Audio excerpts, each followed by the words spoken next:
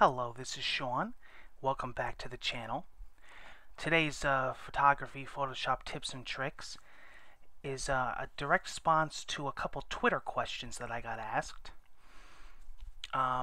It's a simple tip for beginners that may be just starting out in Photoshop, or maybe they've used Photoshop before but they never really dealt with text or fonts. So this is going to be a font based tutorial. And not only is it about text and fonts, but it's specifically about effects.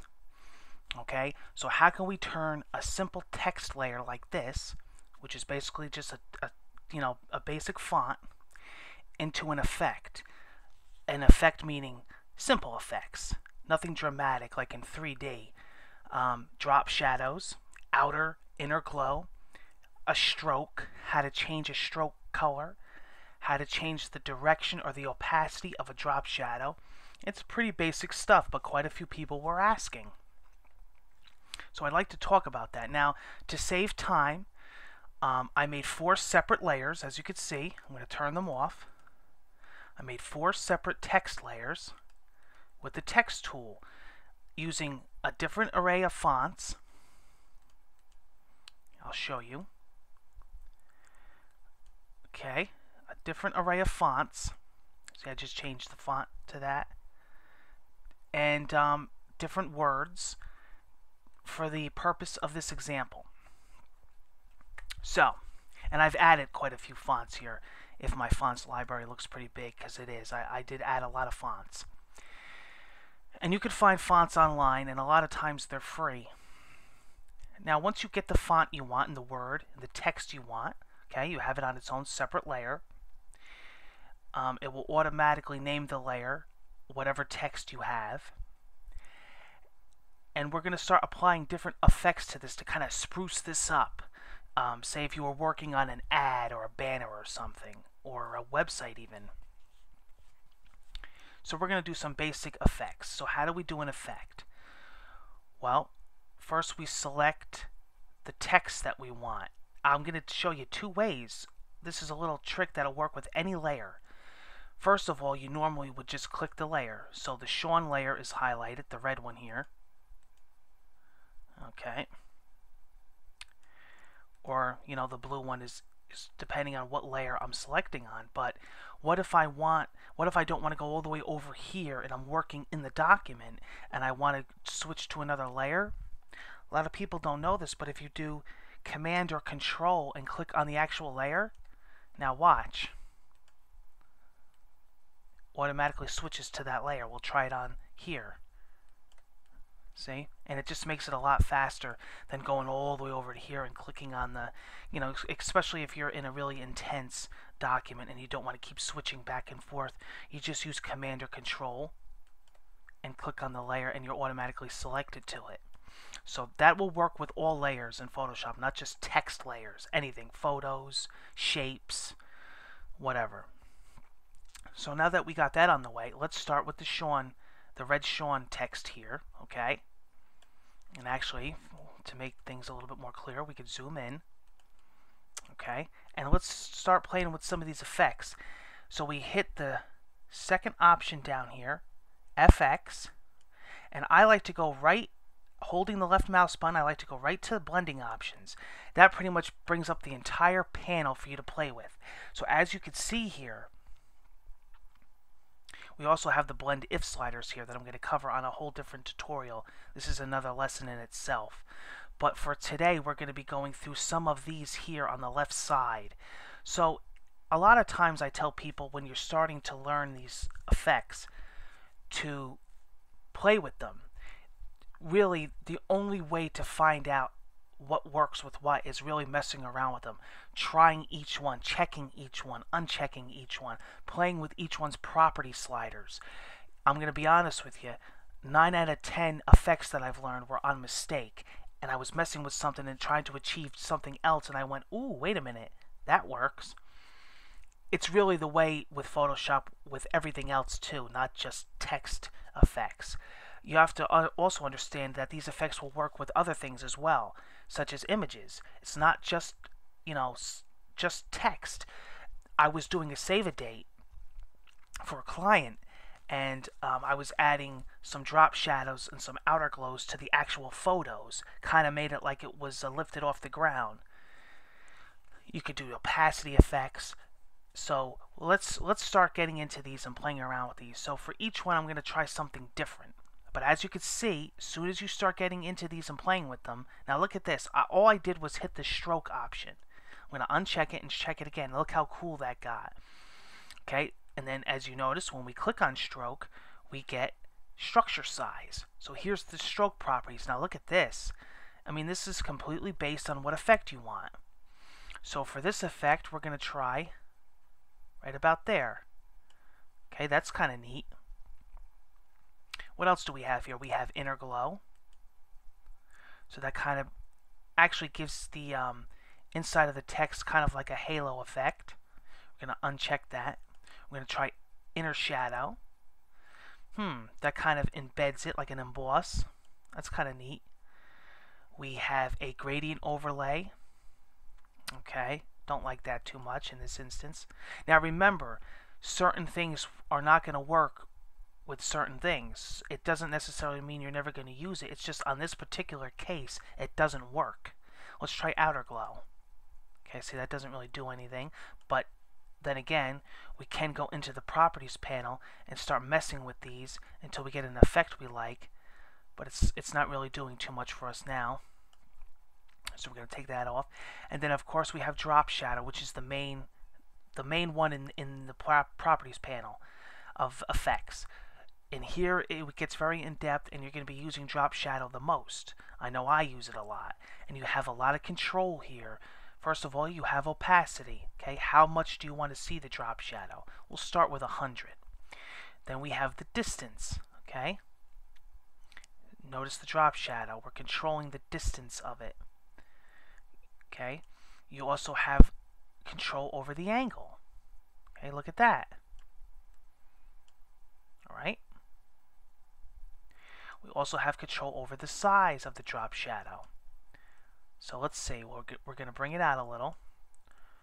We're going to use the spread. Alright, that doesn't really do anything in this case. So let's try the size. Look at that, kind of like a blurry effect. That's kind of neat. So let's do that. We'll bring it in a little more. We'll change the angle. It's really just a matter of messing with these effects. I mean, like I said, there's no really wrong or right way. It's just what you want. Okay, so let's hit OK. So there we go. So we could also, just like any other layer, we could turn these effects on and off. So that's what we started with, and this is our effects we came up with. Look at that. Night and day. So that really brings it out. You can imagine how creative you can get with this. Let's go to the next layer.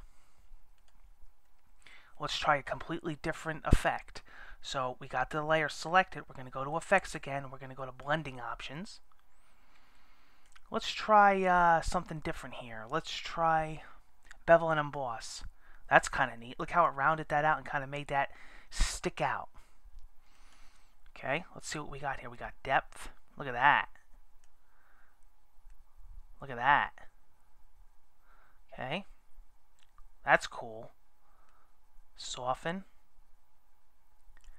Looks very 3D-ish. So this definitely is going to need a drop shadow. You know, and sometimes you'll figure out what effects will work with what effects just by messing with them. I find that one effect usually leads to the other, you know? Mess with the opacity here. Let's mess with the angle.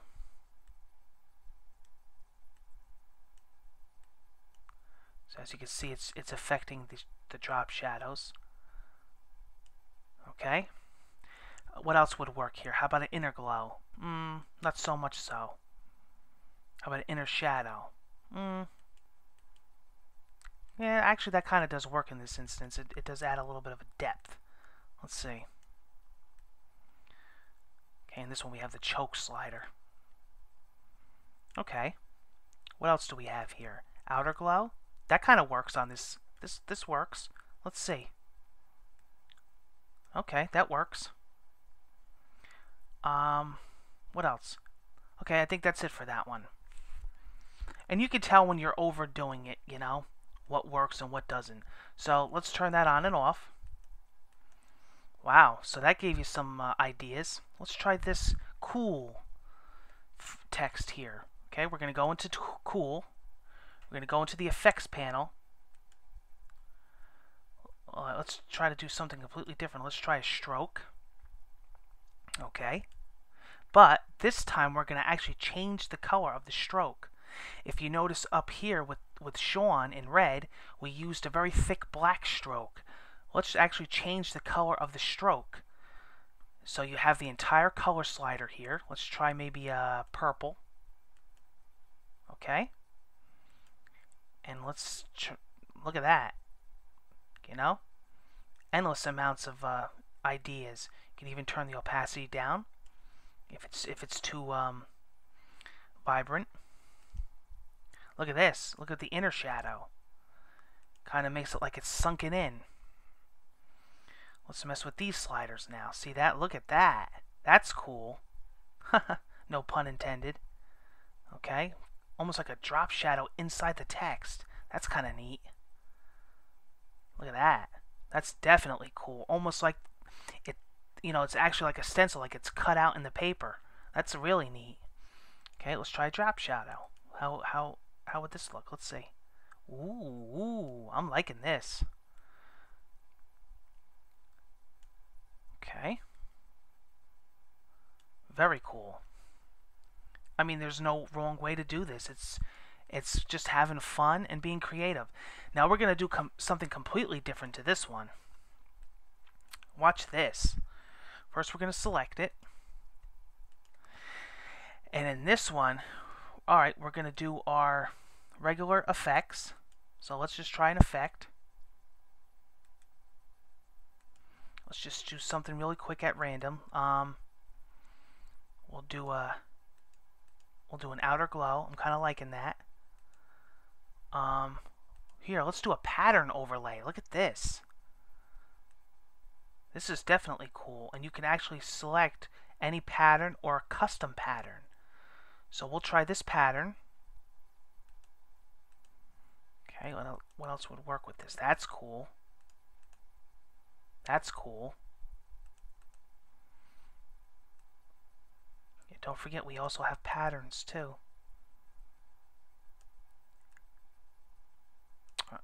Okay. That might be a little bit too much.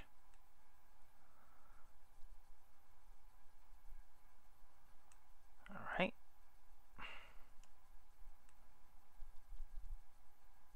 That's neat. Let's go with that. Okay, so we tried something different. We tried a pattern, but I'm not done yet. Watch this.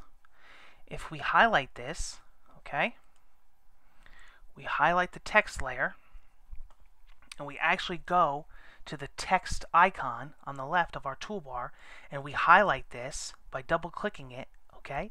Look at this option here. We have a T that's like on an arc. It's the text symbol, but it's on a half arc.